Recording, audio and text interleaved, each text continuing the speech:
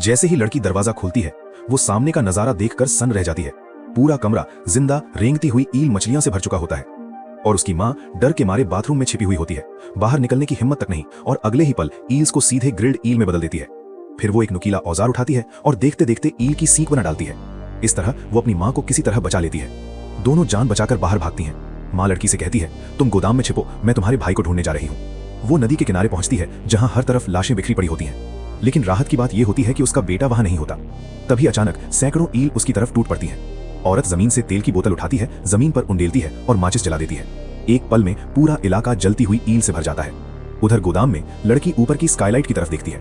अचानक कांच फट जाता है और आसमान से ईल मछलियों की बरसात होने लगती है। डरी हुई लड़की हाथ में पड़ा औजार उठाती है और अंधाधुंध वार करने लगती है।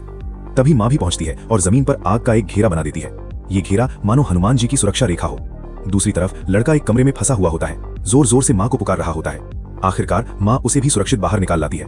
पूरा परिवार भागने लगता है और तभी एक हाई वोल्टेज बिजली की लाइन जमीन पर गिर जाती है। करंट फैलते ही सैकड़ों ईल तुरंत ढेर हो जाती हैं। ये देखकर एक आदमी को एक खतरनाक आइडिया आता है। अगर ईल के दिल उनकी अपनी जाति को खींच सकते हैं तो क्यों ना उन्हें एक जगह इकट्ठा किया जाए और फिर बिजली से खत्म कर दिया जाए। प्लान तुरंत लागू किया जाता है। जैसे ही वो नीचे उतरते हैं, एक साथी फिसल जाता है। ईल तुरंत उस पर टूट पड़ती है। आदमी उसे बचाने दौड़ता है, लेकिन साथी चिल्लाकर कहता है, मुझे छोड़ो, ऊपर जाकर बिजली चालू करो। और वो अपनी जान कुर्बान कर देता है। आदमी ऊपर पहुंचते ही सबको चिल्लाकर कहता है, करंट दो।